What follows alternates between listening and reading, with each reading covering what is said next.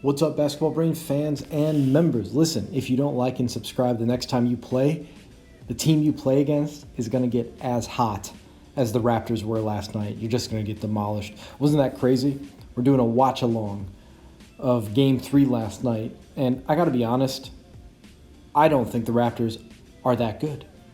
I'm not saying they're not good. They're not great. That Kawhi's not great. That's Siakam. These Game 1 and Game 3, I mean, think about what Siakam did in Game 1. 14 of 17 or something crazy. That's like Christian Laettner stats in the NCAA tournament in the early 90s. It's insane. And then what Green and Lowry and Van Fleet have been doing, my question is it just their time? One thing that I've always been interested in is momentum in a game. It's very interesting when you study momentum. How teams get it, how teams sustain it, how one play can start it. And usually when you see a team play like they played in Game 1, they almost run out of that magic dust, because momentum kind of feels like a magic dust. Unless you have really good players like Clay and Steph and KD, you can have games like that fairly consistently. But when your best player is Leonard, okay, you're really relying upon him, and you can't really expect Lowry and Green and Van Fleet to play that well game in and game out. You know, if any one of those three has a poor shooting night, this is a different conversation we're having regarding Steph Curry's performance last night. Those guys got incredibly hot. We've seen this happen before. LeBron, a few times with the Heat, Mike Miller, and then Shane Battier got super hot and helped him win a championship. These role players have more skill than you think.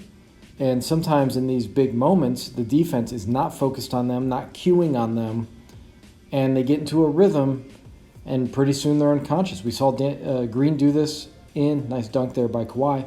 We saw Green do this in San Antonio. You know, he did it to LeBron.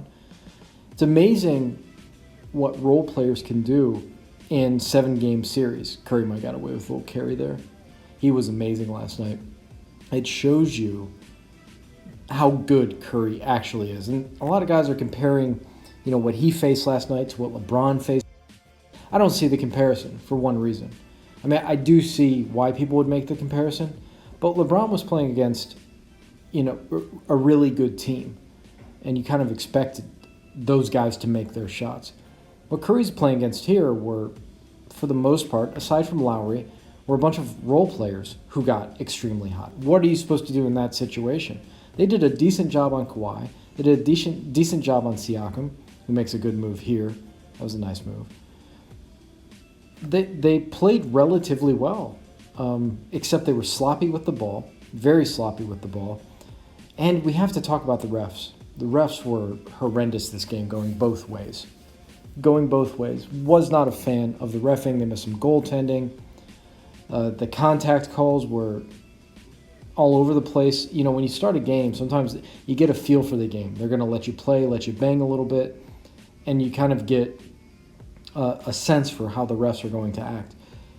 When it comes to this game, it seemed like it was all over the place. That was actually goaltending there. That was one of them we were talking about. So this game was a weird game. There was almost too much energy in it. It was a little bit sloppy by the Warriors for sure. And the Raptors, like the shots they were hitting, there was like, what do you do? I mean, if those guys are hitting shots, I think even with KD and Clay there, this could have been trouble for the Warriors, to be honest. That's what I feel. Of course, you know, you have KD playing some defense and you have Clay playing some defense. They may not be hitting all of these shots. Lowry there, those last 2 threes he hit, come on. I've never really seen him do that in a postseason game. So I don't really care who wins this game. I suppose if you ask me who I would want to see win, you know, not that I care, but I'd want to see Steph win with just Clay without KD coming back, because I think when KD came to the Warriors, we really forgot how good Steph was. Last night showed us, the last 6 or 7 games showed us, but we've kind of forgotten that Mark Jackson said, just like, or I think it was Jason Kidd, he said, just like Jordan was his own thing, Curry's his own thing. He doesn't really remind you of anybody. He's just different. And this way Jordan didn't remind you of anybody. He was just different. And LeBron doesn't really remind you of anybody. They're just different. They change the game. They're paradigms unto themselves. But if the Warriors shoot like this, then if the Raptors shoot like this, the Warriors are in trouble. The Warriors are in trouble. If you look at the stat sheet, the only help Curry got was from Iguodala. That's it. That's all he got. I mean, every time that the Warriors made a run, I was like, okay, they can do this. The Raptors hit a three. Just every time they hit a three. And I thought, I was starting to get a little angry because I wanted to see a close game. I was getting a little pissed off. I thought, come on, let's get the game close because I love seeing crunch time. I want to see guys get a last-second shot. But every time they hit the shot, to their credit, I thought it was a little bit lucky. I don't see those guys knocking down threes like that every time Golden State makes a run. I expect that from Golden State, not from the Raptors. They're not that great of a shooting team. But maybe this is their moment. When we're talking about momentum, we should talk about momentum stoppers, like this shot. And then his other three, come on. They're not, I'm not disrespecting any of the Raptors, but they're not as good as they played last night and in game one. They're not. The Warriors, I'd say they maxed out what they can do last night with that team. That's kind of them maxed out with their health issues. But the Raptors, I just don't think are as good as they played. You guys think I'm wrong? I'm not saying they're not good, but that was a ridiculous performance last night. Danny Green, that doesn't surprise me as much. Lowry and Van Fleet have sort of blown my mind. I'm pulling for all these guys. I want to see everybody play well. I really do. Really, Danny Green getting shots like that is inexcusable if you're the Warriors. You have to know his history. You have to know he's capable of that. Yeah, so my point was with momentum. You need guys who can create momentum on offense. But, man, if you can stop momentum when you're on the road, if you can hit timely shots, I can't remember how many times Jordan would be playing on the road and the crowd, the opposing team would be just making this incredible run. And every time what you would do is you give the ball to Jordan, and almost every time he would just hit a dagger that would silence the crowd. And those little silencings are so important for a team psychology. He was so good at it. They're making a run. You got to quiet them down. Skip Bayless has been talking about, what Kawhi didn't do in Game 2. And, Skip is a hater. There's no doubt about it. But he does have some valid points regarding what Kawhi didn't do in Game 2 when the Warriors are going on that 18-0 run. If you're the star player, you got to sense that. And you got to say, give me the rock, and I'm going to stop the bleeding. Those two blocks on layups show you two things. One, how important it is to stop momentum, right? Those two layups, they stop the momentum. And second, it shows you if you have KD going for that layup, it's going to be a dunk and not a weak layup that gets swatted into the stands twice in a row. And Quinn's a good player. Don't get me wrong, but he's not anywhere near Clay or KD. That I shouldn't even have to say that. But you see a lot of mistakes by the Warriors. This shot here, they made everything. It was silly after a while.